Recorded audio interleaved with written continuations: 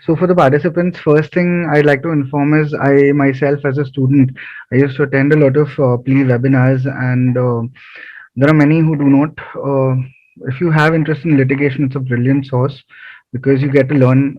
In fact, while attending PLEA webinars, I've had the privilege of being in webinars which were conducted by advocates, big advocates, and they're very motivating because you get to see people who have actually made a change in the profession.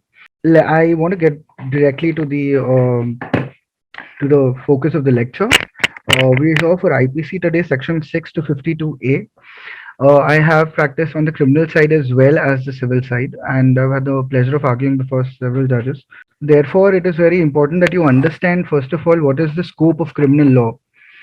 As we are taught in law school, there are two types of offenses: offenses against the public as a whole, against the society, and offenses against private persons. It's very often that offenses against private persons are taken up in civil disputes. However, certain offenses against private persons are also taken up in criminal matters. And one thing that is important before we start is, since I'm starting from section 6, there is also a section 1 that we must look at, which is very important here, is because section 1 is the title and extent and operation of the IPC. And the IPC ideally extends to the whole of India, but so far as we know, it doesn't accept to Jammu and Kashmir, which has the Ranbir Penal Code. However, now that Jammu and Kashmir has been made a union territory within India and 370 is abrogated, it is very likely that the new amendments which would come would make the IPC extend to Jammu and Kashmir as well. Now, without further ado, let us start with the first section that we come to is section 6. Now, for the participants, while I'm going through this, no, there are certain provisions. I'm going through a bare act, a normal bare act.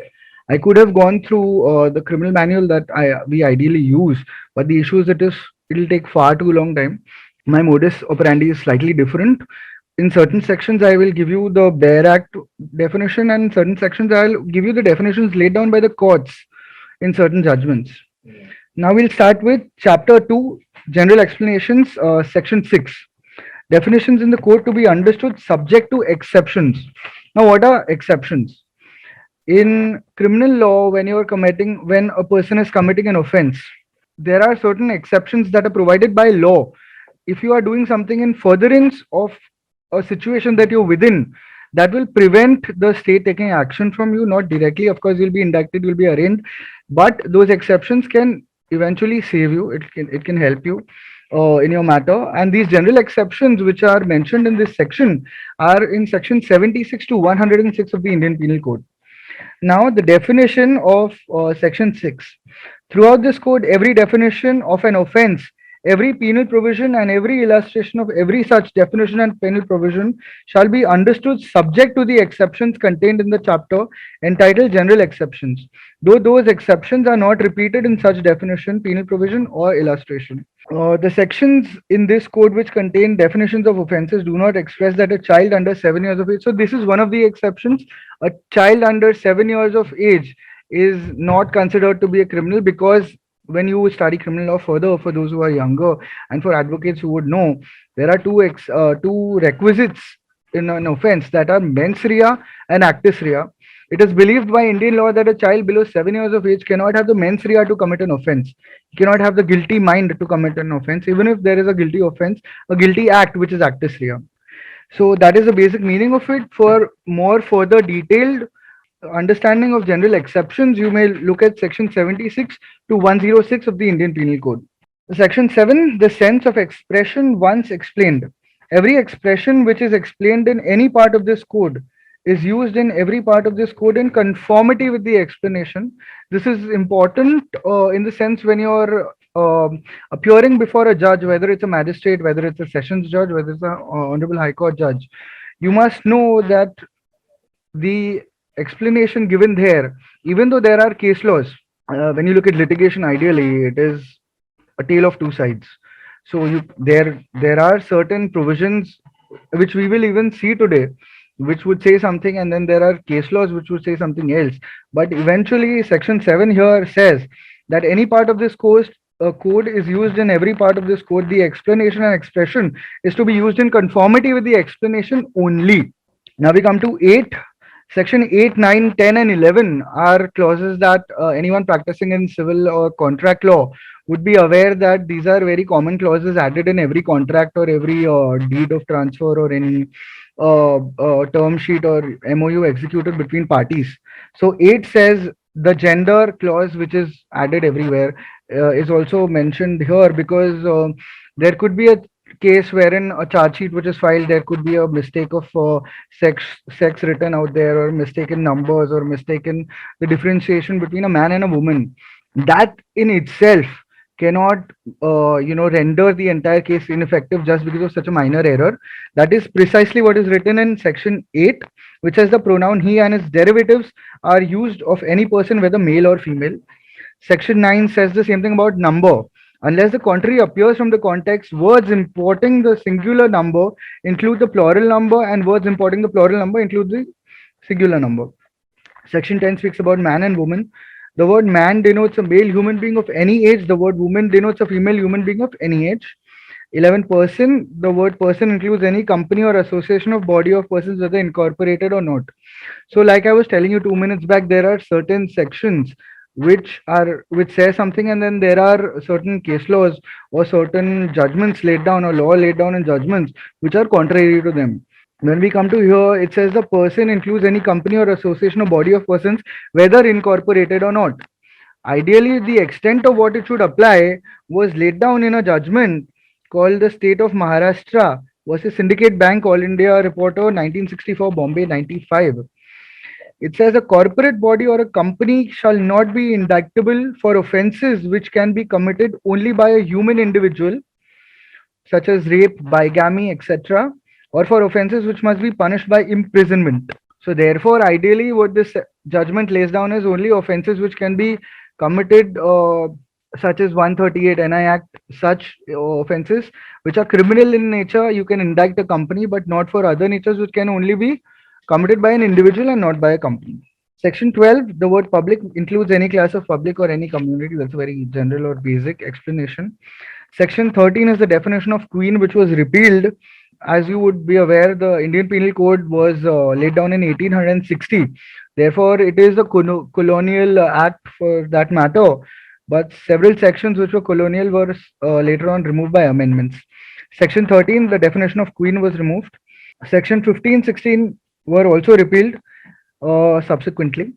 Section 14 says servant of government. The word servant of government denote any officer or servant continued, appointed, or employed in India by or under any authority of the government.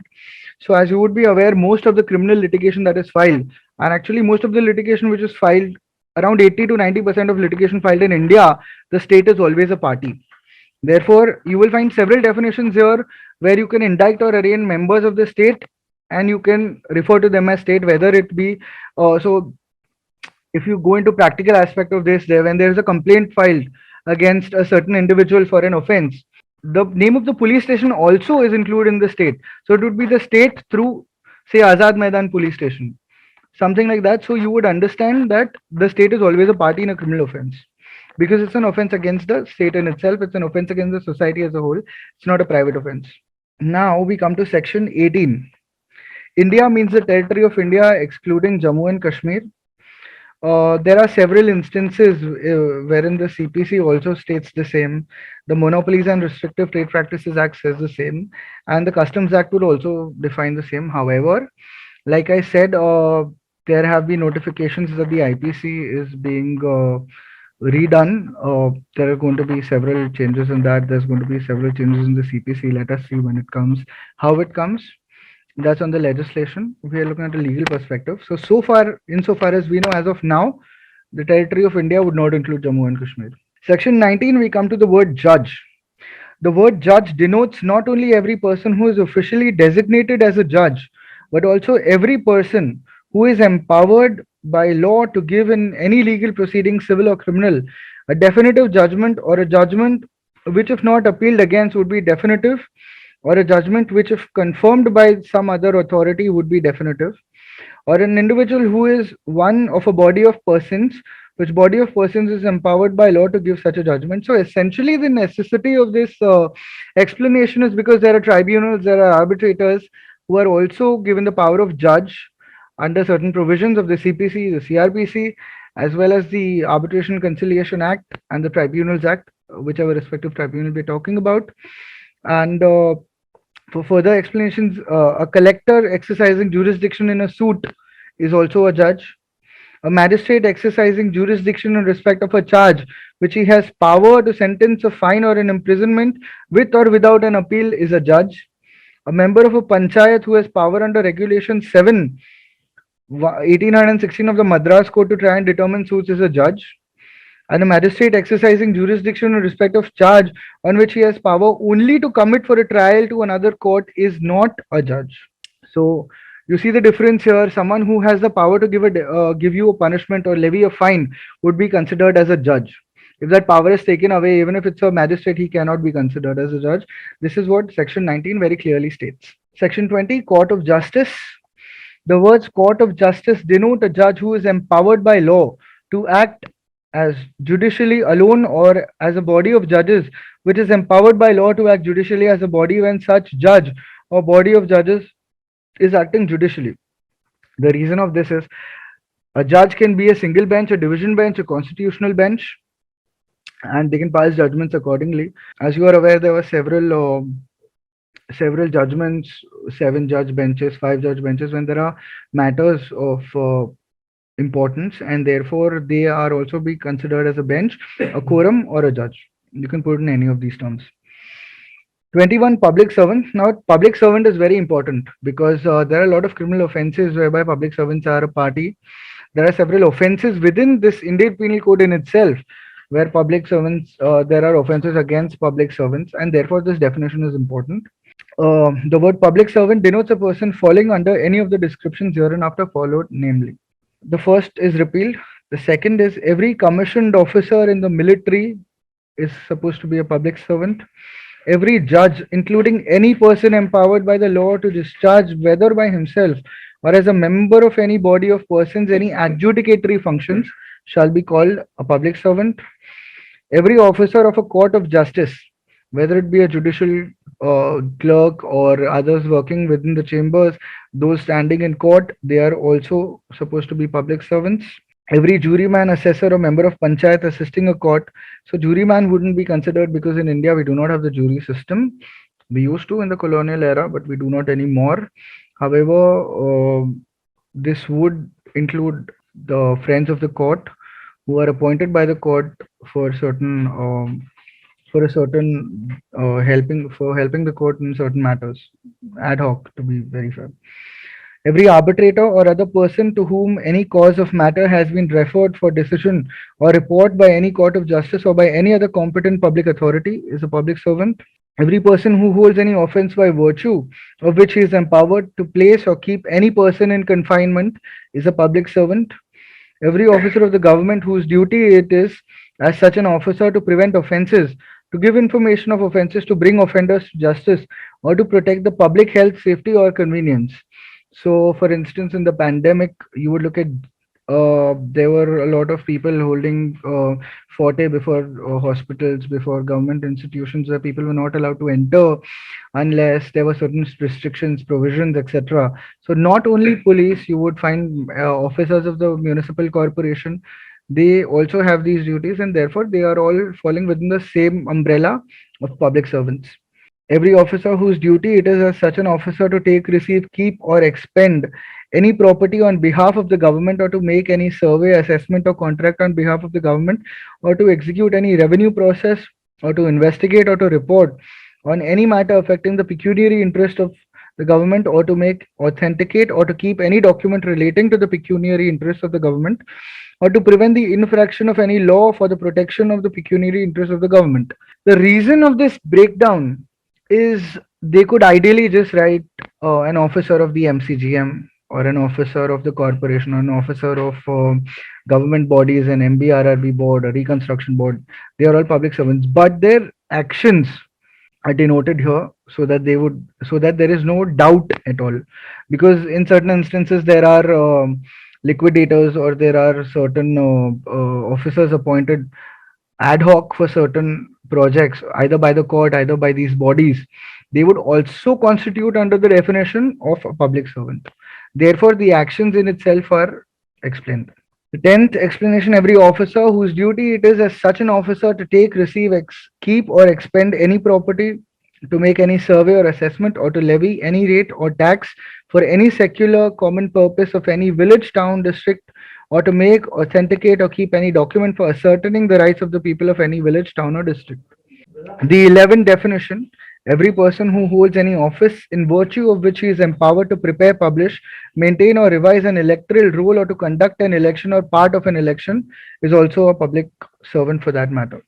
There are certain amendments made in the state of Rajasthan as far as this section is concerned, but we do not have to look into it. I don't believe I'm supposed to look into it as of now. I'll move on to the next section.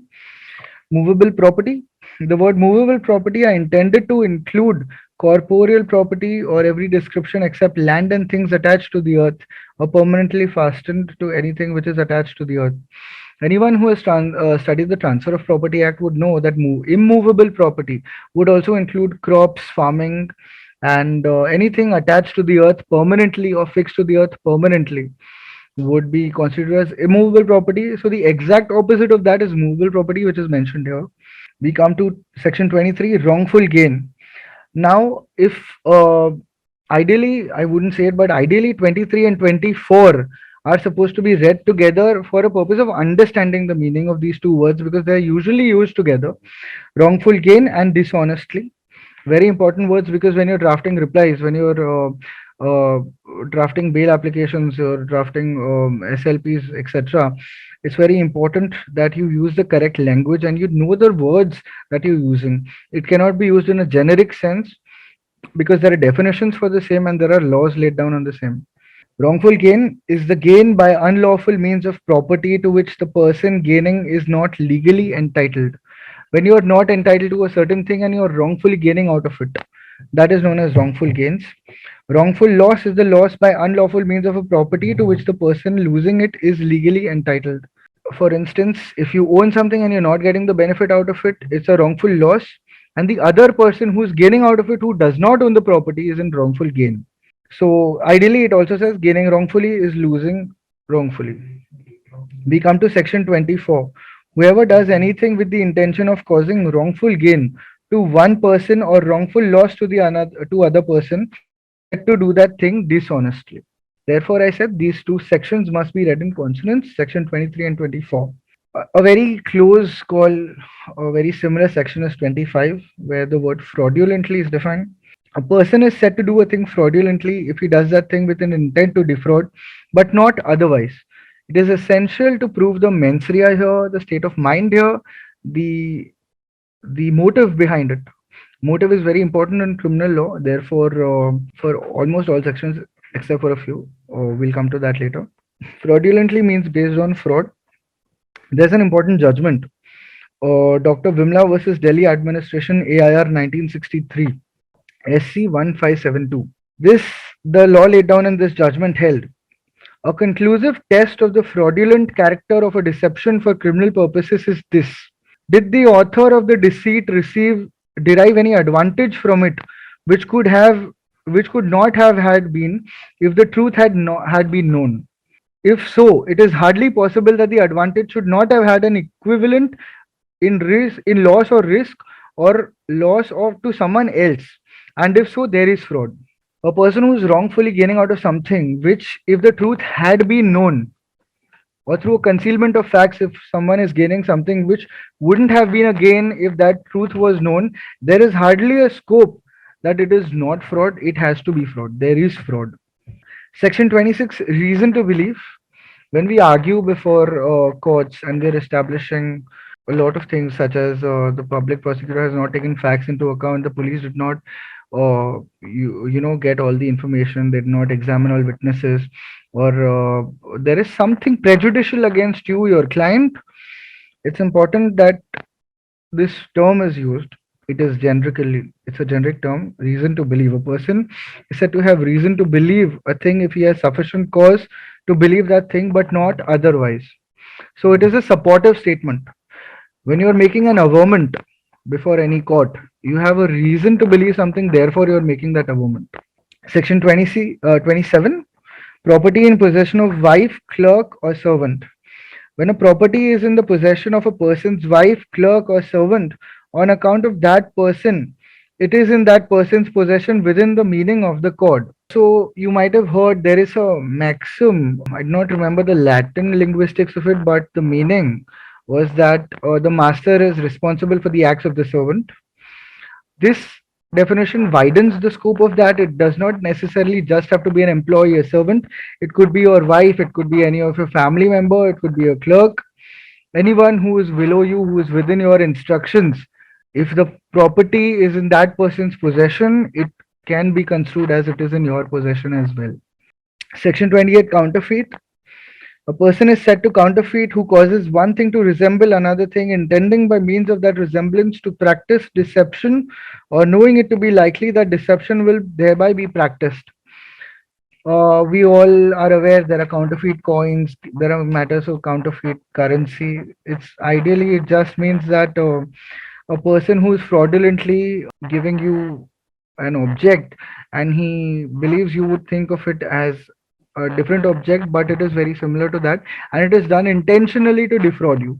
Document, section 29, the word document denotes any matter expressed or described upon any substance by means of letters, figures, or marks, or by more than one of those means intended to be used or which may be used as evidence for that matter.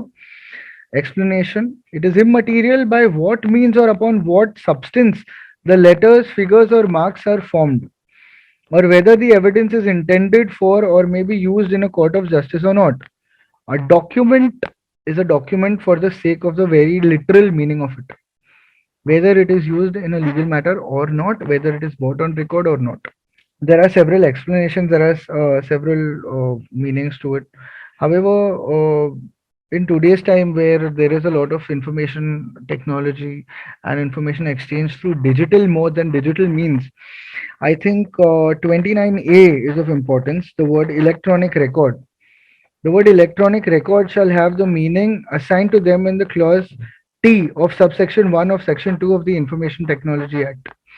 So, when there are criminal offenses, we often have to give electronic evidence, and it should be known that these electronic evidence cannot be submitted by themselves unless you are self attesting them, or there is an electronic certificate for that record.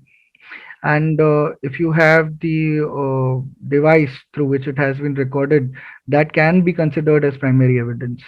Now we come to section 30, valuable security. The words valuable security denote a document which is or purports to be a document whereby any legal right is created, extended, transferred, restricted, extinguished, or released, or whereby any person acknowledges that he lies under the legal liability or has not a certain legal right. Illustration, A writes his name on the back of a bill of exchange. As the effect of his endorsement is to transfer the right to the bill to any person who may become the lawful holder of it, the endorsement is a valuable security. It's an entitlement, it is a legal right created out of the value of that particular security. Section 31, will. The words a will denote any testamentary document. So what is testamentary?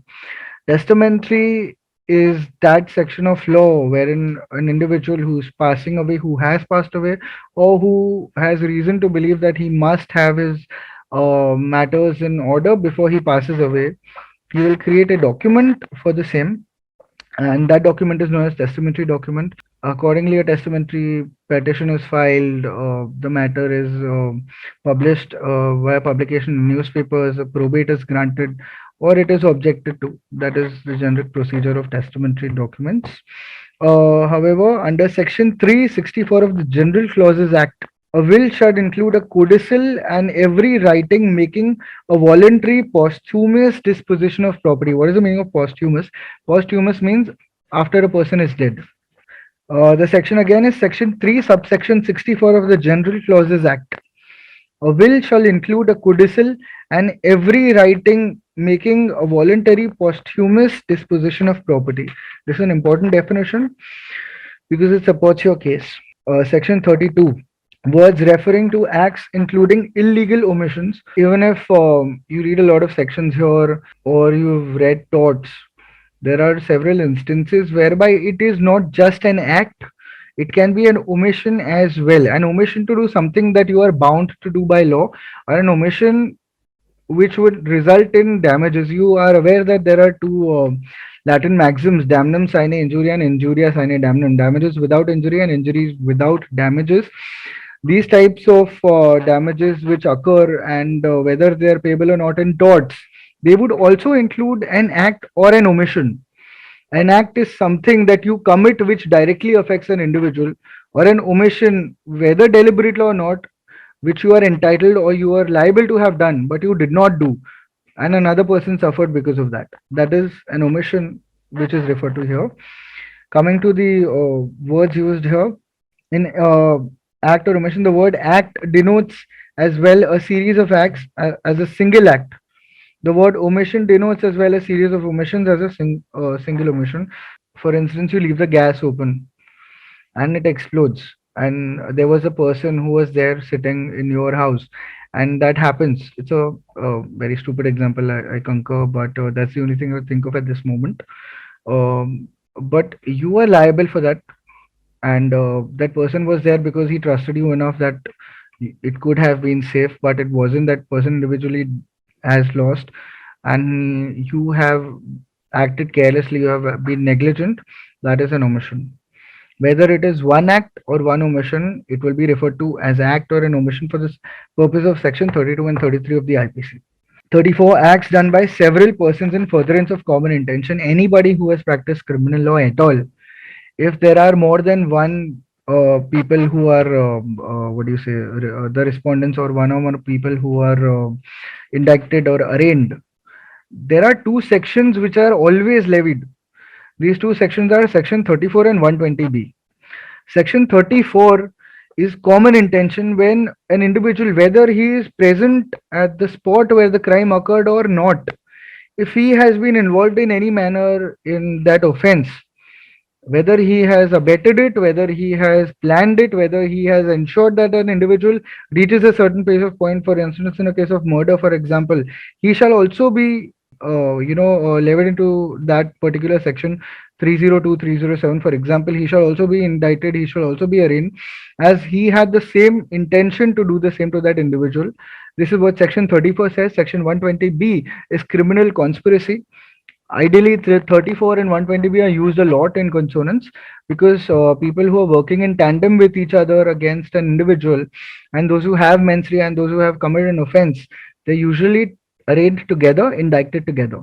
When a criminal act is done by several persons in furtherance of common intention of all, each such person is liable for the act in the same manner as if it were done by him alone.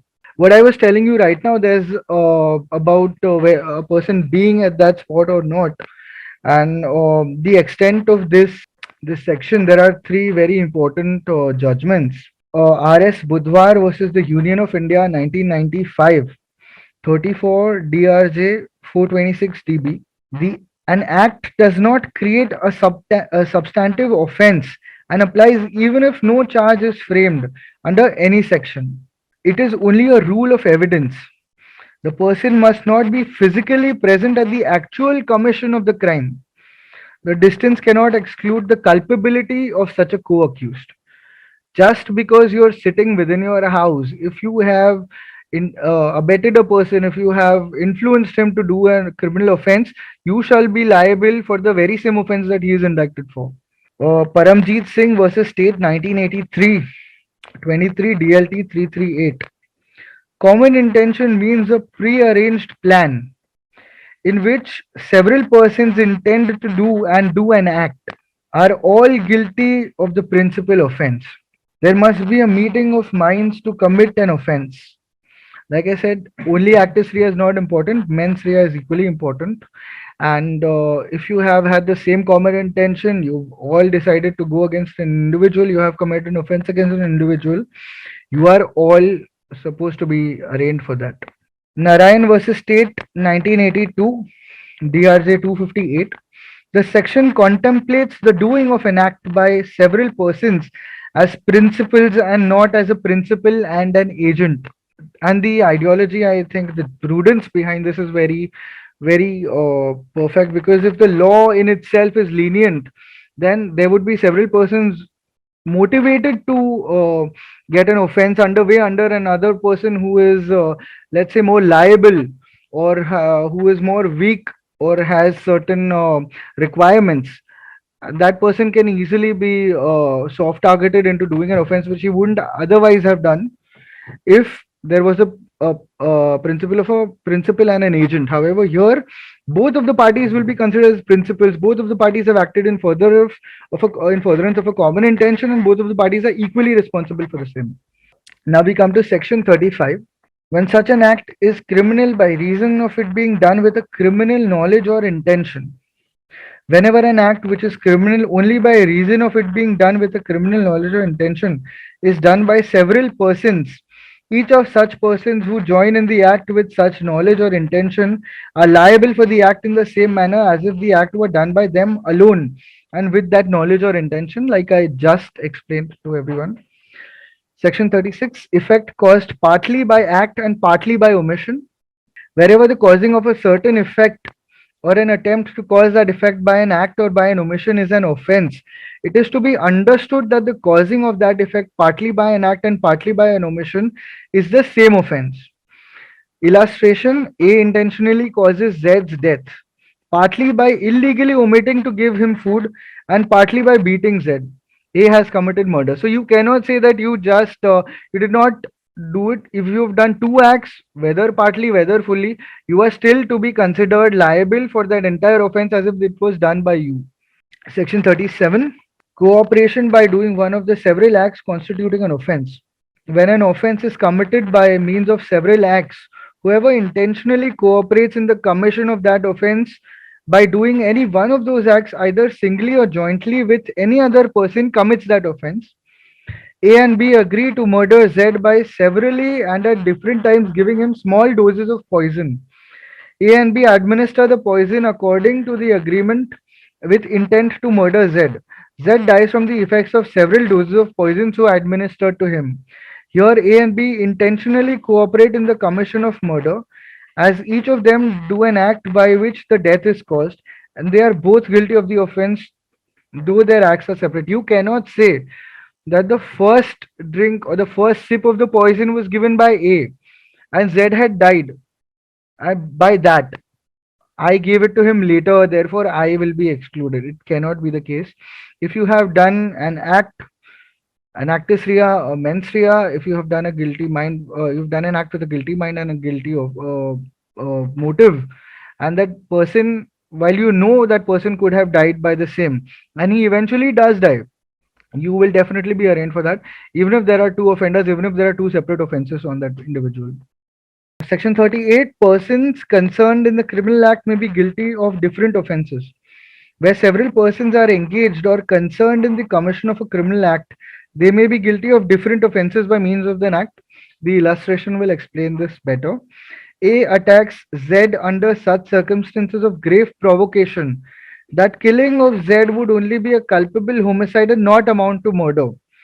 B, having an ill will towards Z and intending to kill him and not having been subject to the provocation, assists A in killing Z. Here, though A and B are engaged in causing Z's death, B is guilty of murder and A is guilty only of culpable homicide. If A wanted to do an offense, and by that offense he knew that he would only be arraigned for criminal for culpable homicide, that is section 299, and B also wanted to kill him, but he helps A in a manner such as Z dies. B has abetted A into doing an act which he wouldn't eitherwise have done. He would have done it in a manner whereby he would be arraigned for culpable homicide, whereby he wouldn't have directly killed that individual. He would have left or done something. For instance, leaving. I don't intend to give out ideas, but for instance, if you know that somebody is going for a bath and there is a tub full of water and you leave an electric point in that, and you know that by in doing so that individual will have repercussions, will probably die of shock. That would amount to culpable homicide. But for instance, B knows that and he pushes him into that. That would amount to murder. Now, let us go to the next section 39, voluntary. A person is said to cause an effect voluntarily when he causes it by means whereby he intended to cause it. or by means which at the time of employing those means he knew or had reason to believe to be likely to cause it. This is a word used more in defense rather than prosecution, because ideally a complaint which is filed, they show mens rea, therefore voluntarily or not is a question more than less than whether it is voluntarily done, whether it is stated by the state. It is more of a criminal defense term. We come to section 40. Except in the chapters and sections mentioned in clause 2 and 3 of this section, the word offense denotes a thing made punishable by the code. And in section 141, 176, 177, 201, 202, 212, 216, and 441, the word offense has the same meaning when the thing punishable under the special or local law is punishable under such law with imprisonment for a term of 6 months or upwards, whether with or without fine. Now, very fairly, I do not remember what all of these sections are, though I can tell you a few of them. 141 is not check bouncing matters. Moving on, we come to section 41. A special law is a law applicable to a particular subject, such as the SEBI Act is only applicable to securities. That is a special law. A local law is a law applicable only to a particular part of India, whether there is an amendment carried out, whether there is a law introduced only for a certain territory. That is a local law. Section 43, illegally bound to. The word illegal is applicable to everything which is an offense or which is prohibited by law or which furnishes the ground for a civil action, and a person is said to be legally bound to whatever it is illegal in him to omit. Injury, the word injury denotes any harm, whatever illegally caused to any person is body, mind, reputation, or property. Like I said, injuria sine damnum, damne sine injuria. Injury does not just have to be a physical injury, it can be an injury to your property, it can be an injury to your reputation, it can be an injury to your mind. The Mental Health Act, for instance. Section 45, life. The word life denotes the life of a human being unless the contrary appears from the context. Death, the word death denotes the death of a human being unless the contrary appears from the context. Animal, the word animal denotes any living creature and, other than a human being. Vessel, the word vessel denotes anything made for conveyance by water of human beings or of property. Vessel, that's ships and all. 49, year and month. Wherever the word year or the word month is used, it is to be understood that the year or month is to be reckoned according to the British calendar. Section, the word section denotes one of these portions of a chapter of this code which are distinguished by prefix numerical figures. Generic definitions. Oath, the word oath includes a solemn affirmation substituted by law for an oath, and any declaration required or authorized by law to be made before a public servant or be used for the purpose of proof, whether in a court of justice or not. Ideally, the system is of affidavits. Those are sworn affidavits when you're giving your reply on oath. Good faith, section 52. Nothing is said to be done or believed in good faith, which is done or believed without due care or attention. This is important because the defense of good faith as an exception cannot be taken up in any manner. You have to prove that there was a mental thought or a mental motive to help an individual, even if the contrary happened, and not just a motive to help an individual, a motive wherein you can prove that it was not otherwise hazardous, or it was not otherwise the case that you knew that the individual, even if you had a good intention to help him, could have had suffered harm, because then that becomes negligence. There is an important judgment, Brijendra Singh versus State of UP, All India Report on 1981, Supreme Court 636. An honest intention free from the taint of fraud or fraudulent resign is a constant element of the connotation of good faith. The connotation of good faith is based on your honest intention free from the taint of fraud or fraudulent design. We have already studied the definition of fraud. It is a very important element, the central element, in fact, to good faith, an act done in good faith, that there is no fraud. Section 52A, harbor, except in section 157 and 130. In the case in which the harbor is given by a wife or husband of the person harbored, the word harbor includes the supplying a person with shelter, food, drink, money, clothes, arms, ammunition, or by means of conveyance, or the assisting of a person by any means, whether of the same kind as those enumerated in this section or not, to evade apprehension. So you're giving harbor to someone when you're giving them necessities, when you're giving them help. That is known as harbor very generically. What test book will you refer for IPC? See, if you want to get specialization in criminal law, start with the Bare Act. Once you know the Bare Act, go for the criminal manual. We use this one by Commercial Law Publishers Private Limited, the criminal manual. This book includes the three most important acts in criminal law, that is the Indian Penal Code, the Indian Evidence Act, and the Criminal Procedure Code. So start with the Bare Act because that is where you get most of the idea. A law which you know and thereafter you want to tweak as per your personal matter, it's most important to only know the Bare Act. Thereafter, you do research on particular sections. But the book which I would suggest is Commercial's Criminal Manual. How can a reason to believe can be established in search and seizure? It is up to your argument. In search and seizure, for instance, we had a matter very recently. For instance, the police in their punch or in their what do you say, in the charge sheet, they have said that this particular it's a case under section 323, that is 323, 324, and 334, I think, if I remember correctly. Grievous hurt, simple hurt, and whereby the recovered weapon was in fact a rod, as they have mentioned. And then there is a report of the medical officer whereby it says that there is a sharp and a blunt object used. However, if you look at the object which is discovered by the police, that object was first of all taken from his person at a stage later than at the spot offense. It is something which was used by that individual for shifting his mirrors while driving, and that object had a sponge top. So it could not have by any means hit that person bluntly or by sharp means. And therefore, you have a reason to believe in such a case that the police would only go on the word of the complainant. They did not try to peruse the facts.